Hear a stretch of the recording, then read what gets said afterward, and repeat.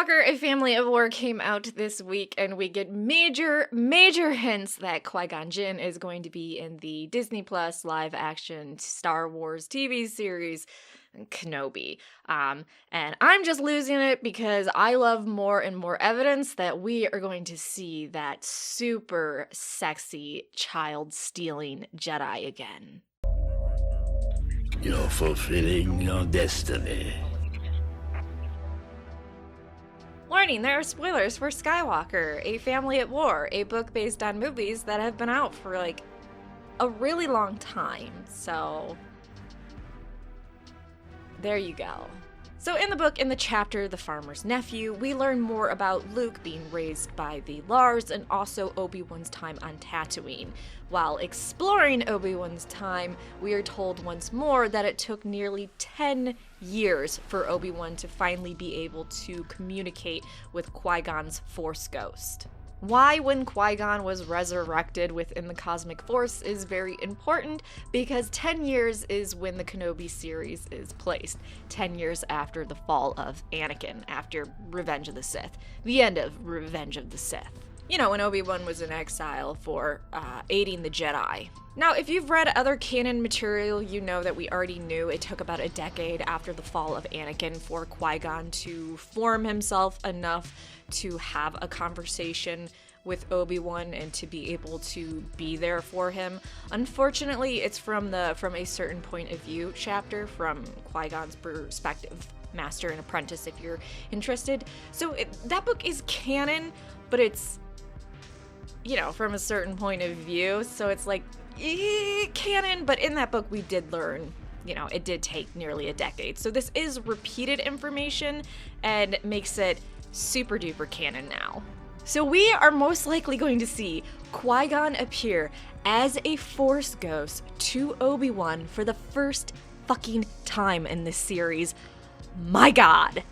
How are you not just losing your mind excited about this? And hopefully we see the progression of Qui-Gon being able to form himself to talk to Obi-Wan, because we know that on the day Obi-Wan was to die by the hand of Vader, right-hand man of the glorious Emperor, he could finally take the most shape, so he was the most defined and most corporeal that he had ever been to Obi-Wan, so it definitely was a trial to get there. And what actually pushed Qui-Gon to become a Force ghost and to appear as his organic version was because Anakin fell and Obi-Wan was exiled to Tatooine, again, supporting evil Jedi, and he didn't want his one-time Padawan to be entirely alone in the desert, so he really pushed himself for 10 years to become a Force ghost that could communicate with him. Now, despite Qui-Gon most definitely appearing in this series, if it doesn't, Lucasfilm, I don't know what you're doing with yourself. I wonder if they're gonna de-age for Qui-Gon, because the actor is a bit older, but Liam Neeson is a treasure, regardless of what he looks like. Of course, they could have Qui-Gon just aged himself up to be similar age as Ewan. Well, he's a little bit older than that, but he aged himself up to look how he would look in age to Obi-Wan. So that's an easy way to explain, oh, this is why Qui-Gon looks older. This is his natural aging progression that he never got to go to because he got stabbed with a lightsaber. Now, I know the argument said a lot. Well, these Force ghosts have limitless information. They have all this knowledge, so why wouldn't he just tell Kenobi everything? Well, just because Qui-Gon knows all this stuff, he also understands that the Force has a plan and that things are revealed in good time. Such as on the day Obi-Wan was to die, again by Vader's glorious hand, Qui-Gon knew it. He knew that was Obi-Wan's last day, but he chose not to tell him because it wasn't necessary. The Force would reveal itself in time how things were supposed to go. So don't feel like it's going to be Qui-Gon, the exposition dump, where he just fills Obi-Wan in on everything. It's mostly just being there for his Padawan, talking to him, and also Qui-Gon has a lot of guilt for everything that he pushed on Obi-Wan, especially him being so young and taking on an older child and training him. And there's a lot of guilt that he wasn't able to express until Obi-Wan's final day, and so I don't think we're gonna see any Qui-Gon apologizing. But you don't have to apologize to Kenobi, he's a monster. And in case you're wondering, here is the little snippet from Skywalker, a family at war that talks about it, just in case you think I'm making all this up. And in the stillness, he expanded his knowledge of the Force. Before he and Yoda had parted ways, the old Jedi revealed that Obi-Wan's beloved master Qui-Gon Jinn had returned from the netherworld of the Force, manifesting his conscious mind even after death.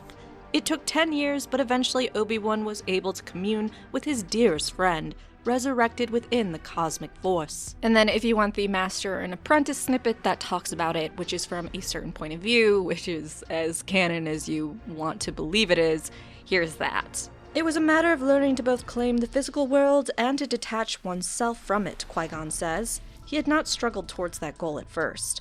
Only after Anakin's fall did he push himself to emerge fully. It was the work of very nearly a decade. This he did for Obi-Wan. At least his Padawan did not have to spend his years in the desert entirely alone. What a good master. Now, what is going to be fun is, so by the time the 10 years happens, he's able to take his form. Obi-Wan can actually summon Qui-Gon, so it's just not like Qui-Gon's popping in, though of course he most likely will be. Obi-Wan will summon him during certain times, like, hey, I need to talk to you, can you give me a little bit of advice?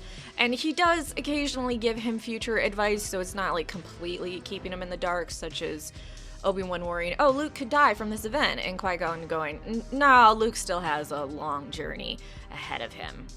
And then Obi-Wan, as he's dying, actually sees how Luke's journey ends, and it's so painful to him that he has to ignore it and remember him as a little kid. So, some pretty dark stuff if you want to read the point of view chapters. A lot of fun. So I guess, to sum this up, there is no way we are not getting Qui-Gon's Force Ghost in the Kenobi series. I cannot wait to see him forming himself. I would love to see like a little, I don't think montage is the right word, but like a flashback to him slowly forming and becoming more and more like his organic self in order to talk with Obi-Wan. I'm looking forward to their conversations. In general, I'm looking forward to the Kenobi series. I feel like most people are. If you're not, let me know why in the comment section down below. Is it because Star Wars is dead to you? Oh my goodness. Oh my goodness. That means no one can like Star Wars anymore.